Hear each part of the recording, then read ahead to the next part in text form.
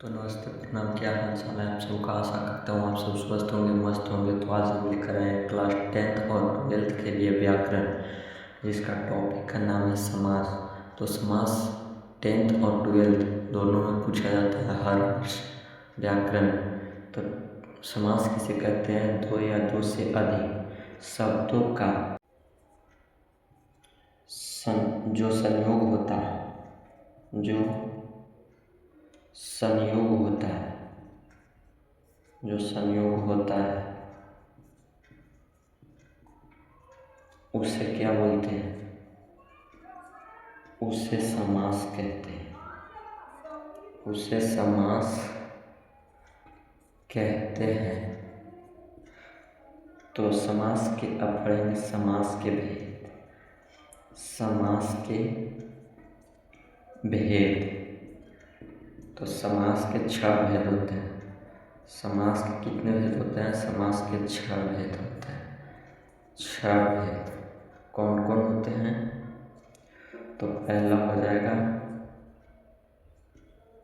अव्ययी भाव समास। पहला हो जाएगा अव्ययी भाव समास। तो इसका परिभाषा लिखेंगे, वैसा समास, वैसा समास जिसके पूर्व पद प्रधान हो, जिसके पूर्व पद प्रधान हो, तो उसे अव्ययी भाव समास कहते हैं। तो उसे अव्ययी भाव समास कहते हैं। दूसरा हो जाएगा तत्पुरुष समास। तत्पुरुष नहीं होता है, तत्पुरुष समास। तत्पुरुष समास। तो तत्पुरुष समास वैसा समास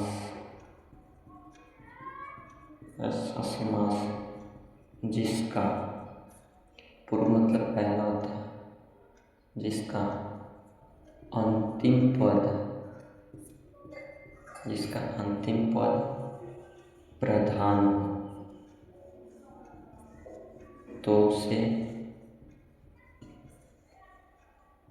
तत्पुरुष समास कहते हैं। तो उसे तत्पुरुष क्या कहते हैं? समास कहते हैं।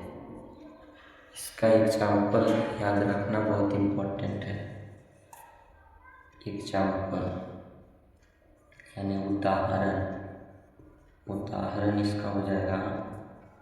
सबसे मेन इसमें पूछा जाता है, सिर्फ उदाहरण ही पूछा जाता है, किसी में परिभाषा नहीं पूछा जाता।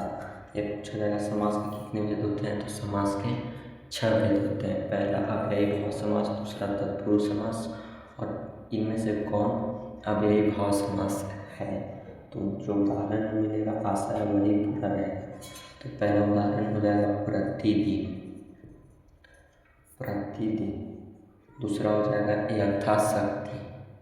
दूसरा क्या हो जाएगा? यथाशक्ति।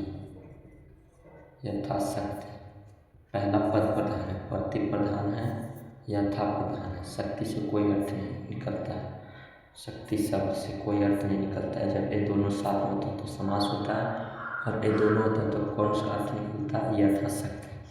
ये दिन से कोई शब्द नहीं, वाक्य नहीं निकल रहा है, और प्रति जुड़ जाएगा तो समास हो जाएगा। कौन समास हो जाएगा? तो अव्ययी भाव समास हो जाएगा। कैसे होगा? इसका प्रति यानी दिन कहने से कुछ नहीं पता चल रहा है, कौन दिन? तो प्रतिदिन। तो यथाशक्ति हो जाएगा।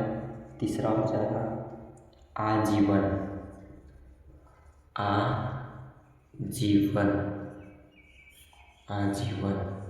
अगला हो जाएगा आमर। आजन्म यानी जन्म से होता है, यानी जीवन भर। आजीवन मतलब जीवन भर। आजन्म यानी जन्म से। अगला हो जाएगा आमरण यानी मरते दम तक। आमरण, आमरण, मरते दम तक। यथासंभव, यथासंभव, यथासंभव। एक और उदाहरण देते हैं, बेकाम यानी कोई काम नहीं, बेकाम। इत्यादि, इत्यादि। इससे ज़्यादा नहीं है, आशा है कि इससे ज़्यादा नहीं है, ये हो जाएगा अव्ययी भाव समास का उदाहरण। अव्ययी भाव समास का उदाहरण। अगला का उदाहरण हो जाएगा तत्पुरुष समास का उदाहरण। तत्पुरुष समास का उदाहरण, सॉरी, तत्पुरुष समास का उदाहरण। इसका उदाहरण हो जाएगा तत्पुरुष समास यानी अंतिम पद प्रधान होता है इसमें। तो पहला हो जाएगा रसोई घर। रसोई से कोई अर्थ नहीं निकलता है, घर लगा देंगे तो यानी खाना बनाने वाला घर को रसोई घर के। अगला हो जाएगा सेनापति। सेनापति, सेनापति। अगला हो जाएगा विद्यालय। विधा के लिए जो आले, आले मतलब घर, तो विद्यालय। अगला हो जाएगा देशभक्ति। देशभक्ति, देशभक्ति। अगला हो जाएगा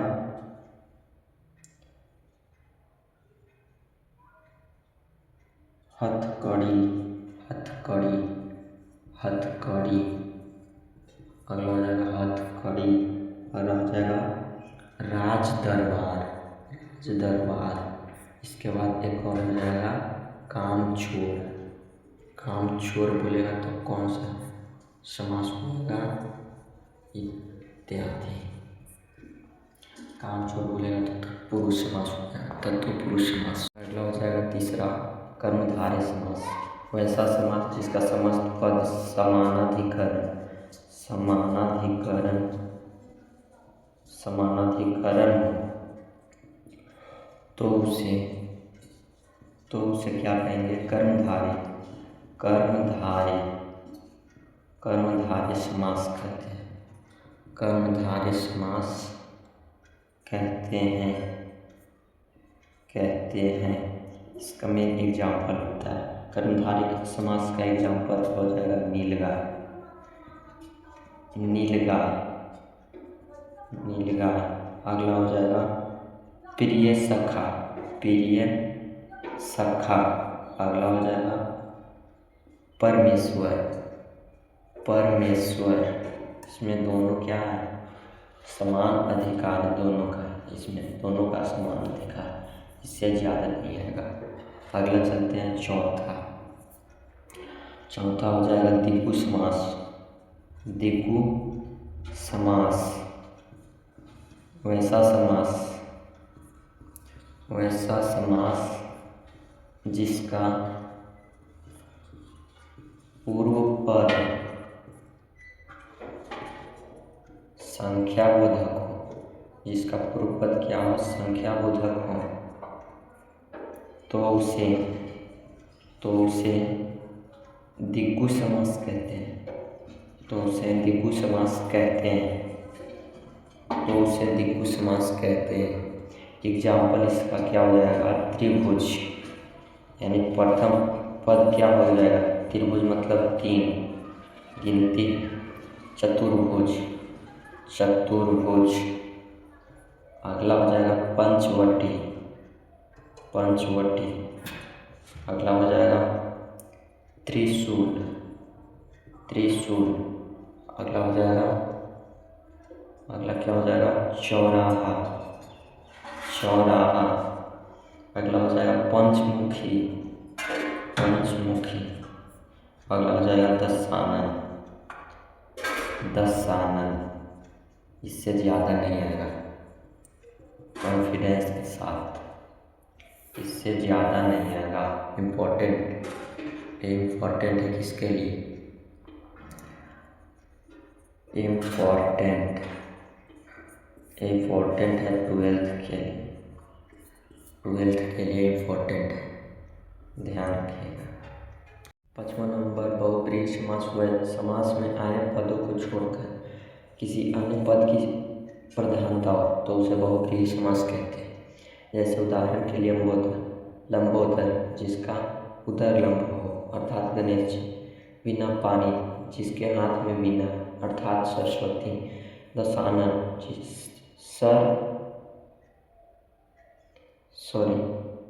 दस सिर है जिसके अर्थात रावण, पीताम्बर पीला है अंबर जिसका अर्थात विष्णु।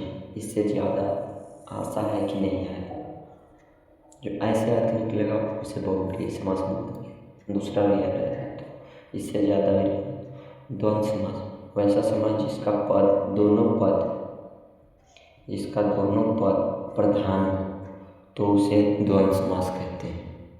उदाहरण के लिए माता पिता, भाई बहन, दाल भात, ऋषि मुनि इत्यादि, जिसमें ए डैश जैसा लगा रहेगा बीच में थोड़ा सा, उसे क्या कहते हैं? उसे कहते हैं द्वंद्व समास। तो आशा करता हूँ आप सबको अच्छा लगा होगा। क्लास अच्छा लगा लाइक कमेंट एंड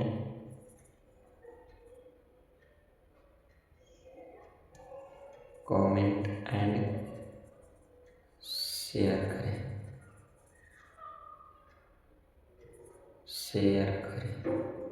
धन्यवाद। मिलते हैं अगली क्लास में।